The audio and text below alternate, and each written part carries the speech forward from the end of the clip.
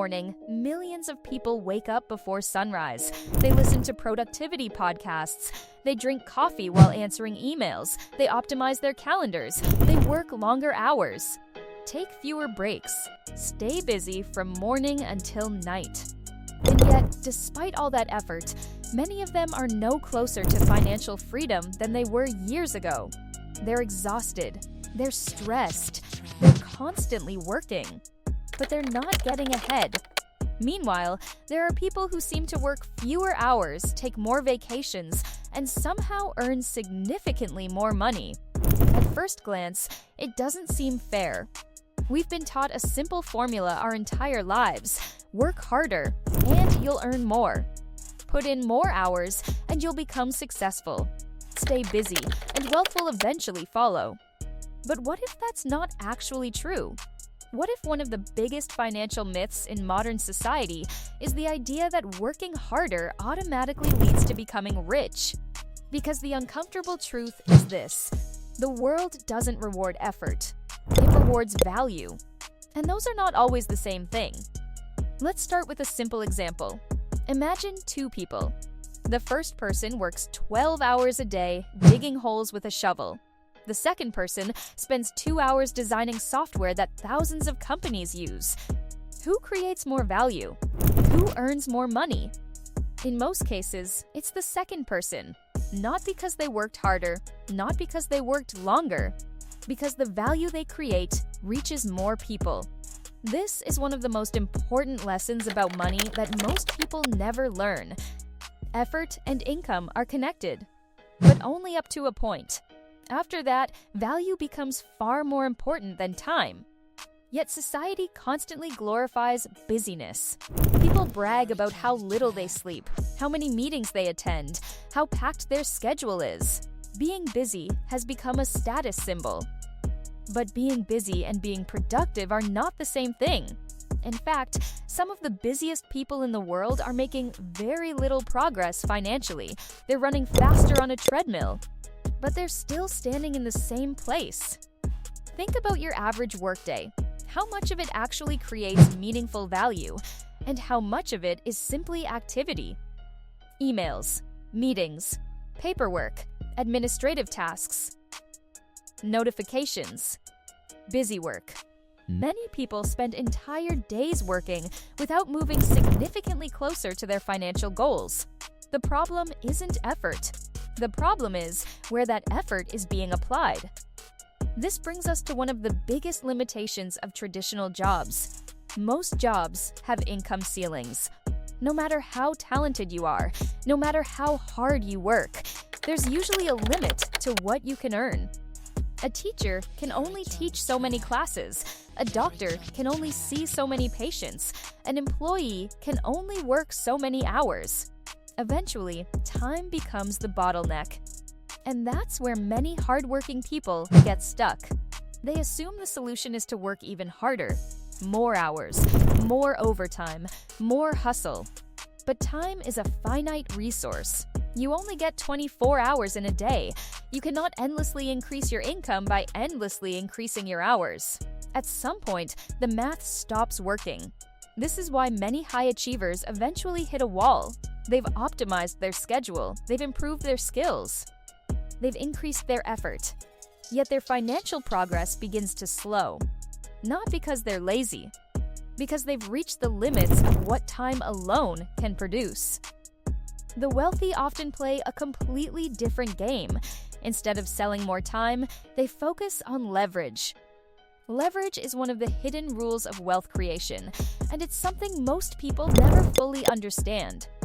Leverage means using something to multiply your efforts.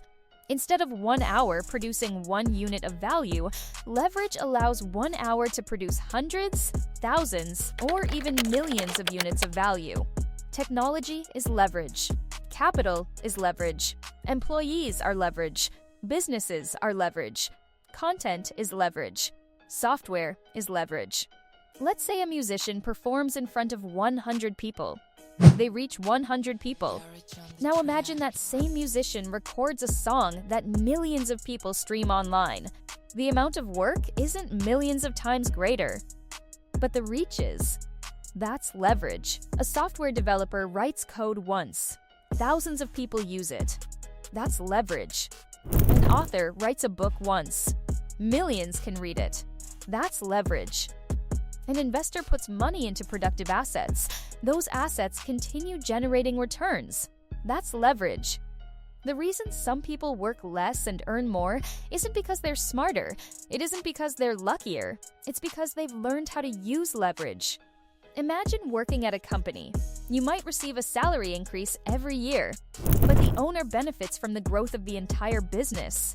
As revenue expands, so does their wealth, not because they work harder, because they own the asset. This is why many wealthy people focus obsessively on acquiring assets. Assets generate income. Liabilities consume income. The average person spends years accumulating liabilities. Bigger houses, expensive cars, monthly payments. The wealthy often spend years accumulating assets. Investments, businesses, intellectual property, cash flow producing opportunities. One path creates obligations. The other creates freedom. Now, this doesn't mean hard work isn't important. It absolutely is. Every successful entrepreneur, investor, creator, or business owner has worked hard at some point. But hard work alone is rarely enough. Hard work must be directed towards something that scales, something that grows, something that continues creating value even when you're not actively working. That's where many people miss the point. They focus entirely on effort. They ignore leverage. They focus entirely on activity. They ignore ownership. They focus entirely on working harder.